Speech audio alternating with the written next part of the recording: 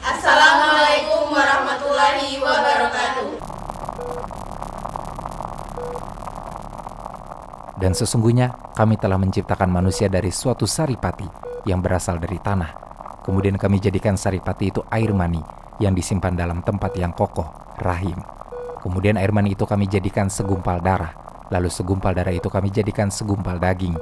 Dan segumpal daging itu kami jadikan tulang belulang.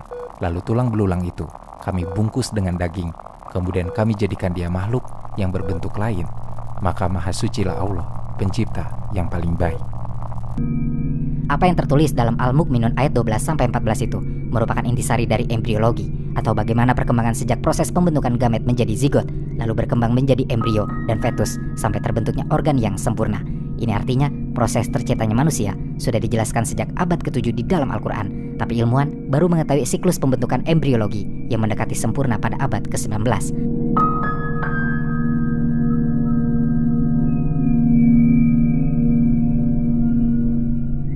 Awalnya, Aristoteles berpendapat bahwa janin terbentuk di dalam rahim dari gumpalan darah dan benih dari darah menstruasi. Sementara orang-orang Yunani dan Eropa beranggapan bahwa janin tercipta dari darah menstruasi, dan mereka mengira bahwa janin telah tercipta sepenuhnya serta berada dalam bentuk mini di dalam sperma. Pada tahun 1604, teori berkembang ketika Fabricius menghasilkan gambar embrio ayam yang sangat bagus untuk mendeskripsikan proses pembentukan embrio. Lalu di tahun 1672, Malpighi yang dianggap sebagai bapak embriologi modern berpendapat bahwa telur unggas berisi anak ayam mini dan berpendapat bahwa manusia terbentuk sempurna berkat pertemuan sperma dan sel telur. Setahun setelahnya, Leeuwenhoek menemukan mikroskop pertama yang membuat penelitian embriologi manusia berkembang sehingga di tahun 1694, akhirnya gambar spermatozoa manusia berhasil dipresentasikan oleh Hartsoeker yang memberikan teori baru bahwa Homo nucleus atau bentuk manusia yang sempurna telah terbentuk di dalam spermatozoa atau di dalam ovum. Namun, teori ini dipenuhi kontroversi dan pertentangan yang baru berakhir di tahun 1775 ketika Spallanzani menunjukkan bahwa sel telur dan sperma harus bertemu untuk membuat perkembangan di dalam rahim serta membentuk individu baru.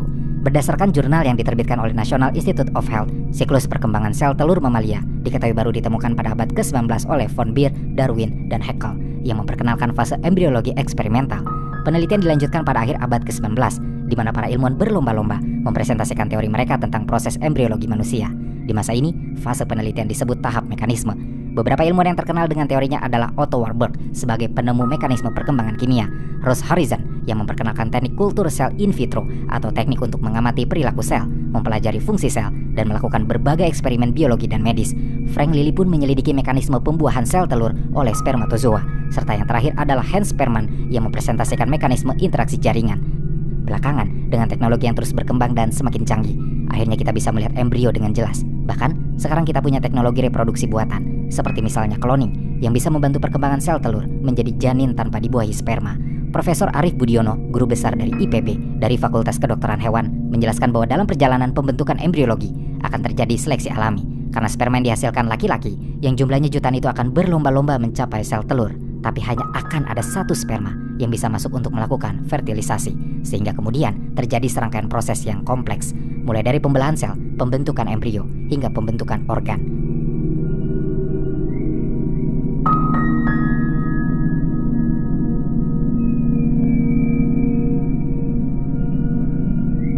Allah juga kemudian menerangkan dalam surat An-Najm ayat 45-46 yang berbunyi, dan sesungguhnya dialah yang menciptakan pasangan laki-laki dan perempuan dari mani apabila dipancarkan, yang dalam penafsirannya merupakan petunjuk bahwa mani yang dikeluarkan pria merupakan penentu jenis kelamin anak. Secara ilmiah telah terbukti kalau sperma dengan kromosom Y membuahi sel telur, maka akan membentuk anak laki-laki, sementara jika sperma dengan kromosom X membuahi sel telur, maka akan membentuk anak perempuan.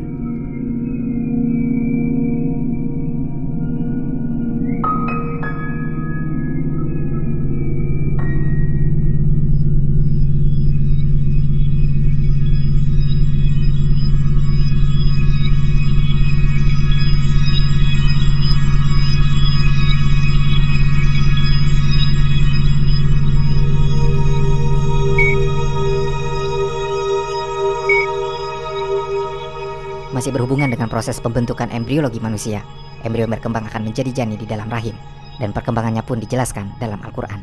Salah satunya dalam surah Al-Hajj ayat 5 yang berbunyi, "Wahai manusia, jika kamu meragukan hari kebangkitan, sesungguhnya kami telah menciptakan orang tua kamu, Nabi Adam, dari tanah. Kemudian kamu sebagai keturunannya kami ciptakan dari setetes mani, lalu segumpal darah, lalu segumpal daging, baik kejadiannya sempurna maupun tidak sempurna, agar kami jelaskan kepadamu tanda kekuasaan kami dalam penciptaan. Kami tetapkan dalam rahim apa yang kami kehendaki sampai waktu yang sudah ditentukan. Kemudian kami mengeluarkanmu sebagai bayi, lalu kami memeliharamu hingga kamu mencapai usia dewasa. Di antara kamu ada yang diwafatkan dan ada pula yang dikembalikan ke umur yang sangat tua, sehingga dia tidak mengetahui lagi sesuatu yang pernah diketahuinya atau pikun. Kamu lihat bumi itu kering. Jika kami turunkan air hujan di atasnya, ia pun hidup dan menjadi subur serta menumbuhkan berbagai jenis tumbuhan yang indah.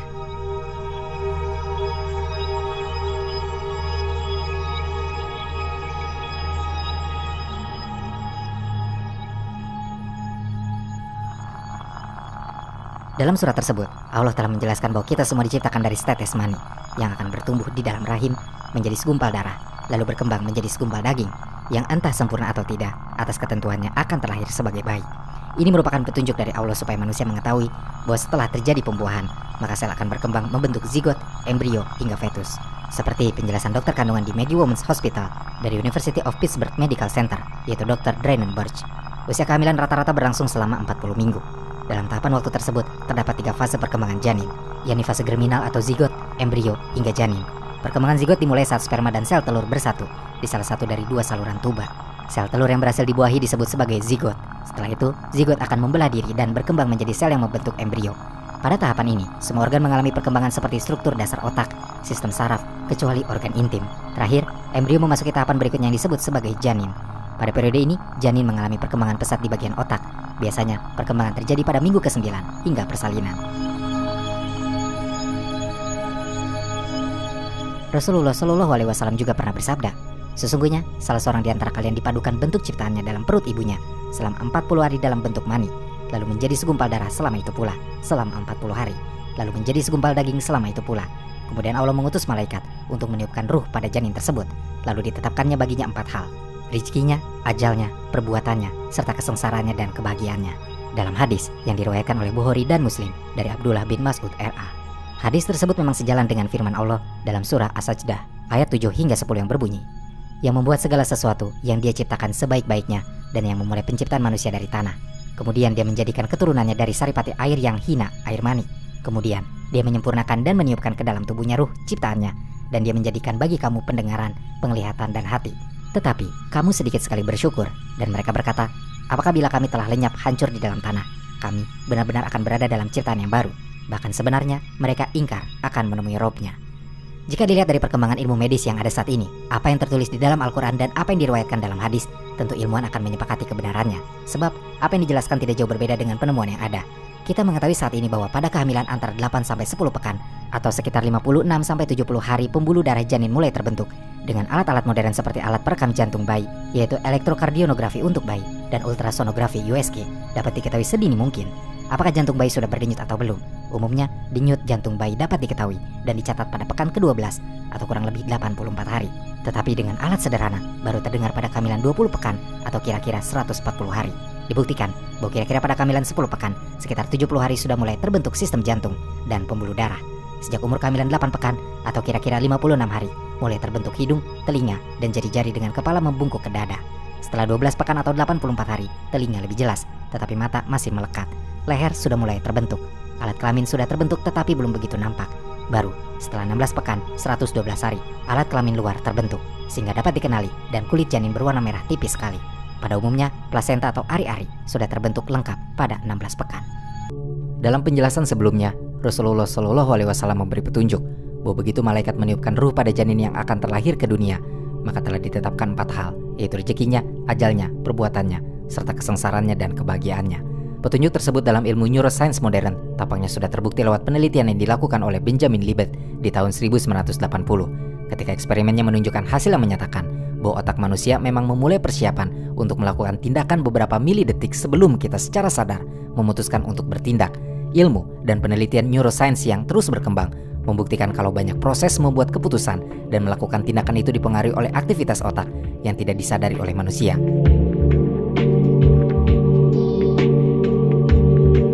Tapi dalam eksperimen Libet pun dijelaskan kalau manusia memiliki veto power atau kemampuan untuk membuat keputusan secara sadar membatalkan tindakan yang dipersiapkan oleh otak. sehingga kehendak bebas masih memiliki peran untuk membiarkan manusia memilih keputusan dan tindakan berdasarkan pemahaman dan penilaian moral mereka. Di video yang lain, mungkin kami akan membahas eksperimen Benjamin Libet ini secara mendalam.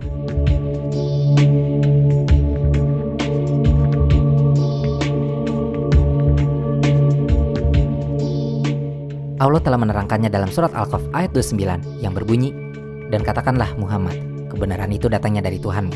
Barang siapa menghendaki beriman, hendaklah dia beriman. Dan barang siapa menghendaki kafir, biarlah dia kafir."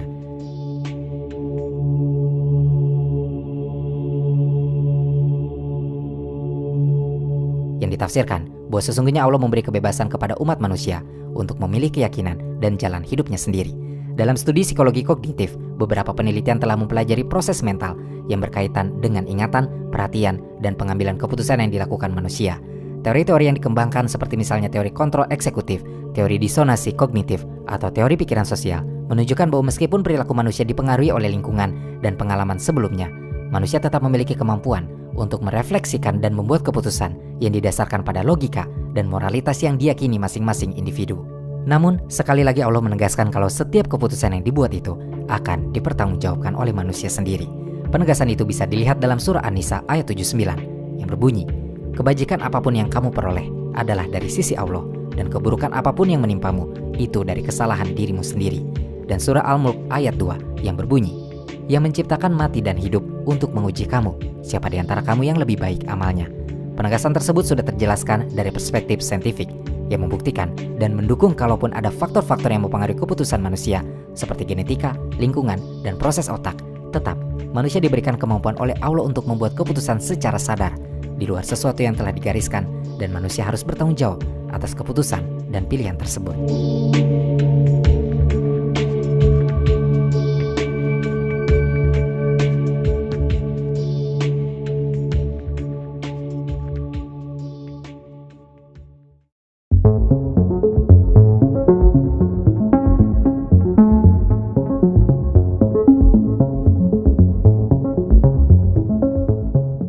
Seluruh manusia di muka bumi ini punya sidik jari yang berbeda-beda, bahkan untuk kembar identik sekalipun. Petunjuk mengenai sidik jari bisa ditemukan dalam surah Al-Qiyamah ayat 3 dan 4 yang berbunyi, "Apakah manusia mengira bahwa kami tidak akan mengumpulkan kembali tulang belulangnya? Bahkan kami mampu menyusun kembali jari jemarinya dengan sempurna." Penyebutan kata jari jemari dalam ayat ini telah menunjukkan pada manusia bahwa sesungguhnya Allah telah menentukan identitas seseorang dengan ciri khasnya masing-masing. Sidik jari manusia sesuai dengan ayat tersebut ternyata memang bersifat unik dan berbeda-beda. Sidik jari juga tidak berubah. Hal ini di dunia sains modern baru diketahui pada akhir abad ke-19 yang mendorong peradaban untuk menjadikan sidik jari sebagai penanda identitas seseorang. Sebelumnya sidik jari dianggap hanyalah guratan tanda di kulit jari yang tidak berarti. Peneliti bernama Sir Francis Golly pada tahun 1800-an mengungkapkan bahwa pola lingkaran pada ujung jari seseorang, atau kini kita mengenalnya sebagai sidik jari, ternyata berbeda dan unik di tiap individu. Penelitian yang dilanjutkan juga mengungkap bahwa pola sidik jari seseorang mulai dibentuk saat janin berusia 3 bulan 1 minggu dan sudah terbentuk sempurna 5 bulan sebelum janin dilahirkan. Fakta-fakta tersebutlah yang membuat identifikasi sidik jari kemudian dimanfaatkan untuk investigasi kriminal. Menurut Ben Adrian, dalam buku yang berjudul Amazing Fingerprint, sidik jari adalah guratan-guratan halus yang terbentuk dari lapisan kulit dan membentuk pola tertentu. Guratan ini nampak jelas di bagian ujung jari, tangan, dan kaki. Guratan tersebut sebenarnya ada pada seluruh bagian tubuh karena merupakan lapisan kulit. Hanya saja yang sangat jelas tampak pada ujung jari jemari manusia. Dalam penelitian lain yang lebih maju, sidik jari juga diketahui bisa mengungkap potensi seseorang. Sidik jari dapat mengukur kecerdasan tanpa dipengaruhi lingkungan. Dalam beberapa kesempatan, sidik jari dapat mengungkap potensi atau bakat tersembunyi manusia yang tidak bisa diketahui dengan tes IQ. Bakat yang dimaksud di sini adalah bakat yang dibawa seseorang semenjak dia lahir dan yang diturunkan dari orang tua, bukan bakat yang terkontaminasi atau dipengaruhi oleh lingkungan. Hal tersebut dipengaruhi oleh genetik saat pembentukan sidik jari pada usia janin 13 minggu, sehingga setiap individu memiliki pola yang unik dan berbeda, bahkan kembar identik sekalipun.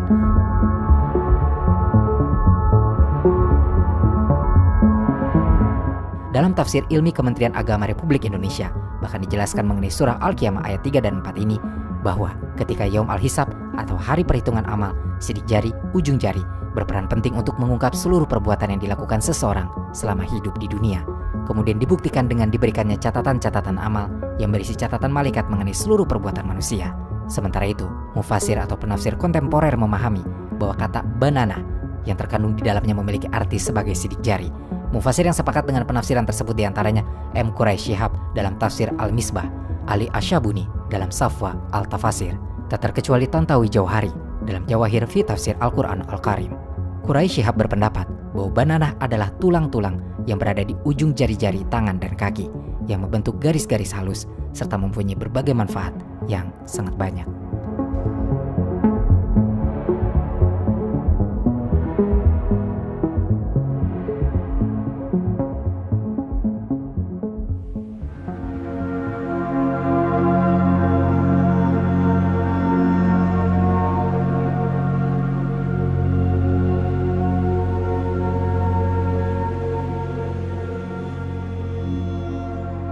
Dalam surah Al-Furqan ayat 54, Allah berfirman, "Dan dia pula yang menciptakan manusia dari air.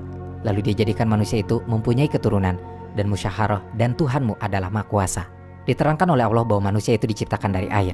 Apa yang tertulis di dalam Al-Furqan ayat 54 telah dibuktikan dalam berbagai penemuan ilmiah modern. Salah satu buktinya yang paling terkenal karena cukup kontroversial adalah eksperimen Miller-Urey yang bertajuk Origins of Life and Evolution of Biospheres di tahun 1953 oleh Stanley Miller dan Harold Urey. Eksperimen tersebut mengembangkan teori abiogenesis yang menjelaskan bahwa pada kondisi awal bumi sekitar 3,5 miliar tahun yang lalu, kondisi kimia di atmosfer dan di lautan membentuk molekul organik sederhana seperti asam amino dan nukleotida. Ini dianggap sebagai langkah pertama menuju pembentukan protobion, struktur yang mampu bereproduksi dan menghasilkan energi. Eksperimen Miller-Urey sendiri telah menunjukkan bahwa bahan kimia sederhana seperti air, metana, amonia, dan gas hidrogen itu dapat bereaksi menjadi asam amino dan komponen organik lainnya di bawah kondisi yang mensimulasikan kondisi awal bumi. Eksperimen ini yang mendukung gagasan bahwa molekul organik kompleks dapat terbentuk secara alami. Secara keseluruhan, abiogenesis menerangkan bagaimana materi non-hidup bisa berevolusi menjadi bentuk kehidupan yang paling sederhana, dengan evolusi yang bertahap menuju organisme yang lebih kompleks melalui proses seleksi alam dan evolusi biologis. Atau sederhananya, teori abiogenesis ini menyatakan kalau kehidupan di bumi ini bermula dari reaksi kimia di dalam air pada kondisi primitif bumi. Air menjadi lingkungan asli kehidupan yang dianggap sebagai keberadaan bentuk kehidupan pertama dan mendukung kehidupan di bumi hingga saat ini. Teori abiogenesis sebetulnya pun sudah Allah jelaskan dalam surah Al-Anbiya ayat 30 yang berbunyi, "Dan kami jadikan segala sesuatu yang hidup berasal dari air." Manusia pun sebenarnya tercipta dari air. Proses reproduksi manusia yang dimulai dari pembuahan atau fertilisasi menjelaskan bagaimana sel sperma yang terdiri dari sebagian besar air itu membuahi sel telur dalam lingkungan air yang ada dalam tubuh perempuan. Bahkan kemudian dalam proses menjadi janin, air juga berperan sangat besar dalam proses perkembangan embrio dengan cairan ketuban yang melindungi janin selama masa kehamilan. Sejauh ini, penelitian modern yang berkembang telah mengkonfirmasi tahapan dengan bantuan teknologi, khususnya mikroskop dan pencitraan medis.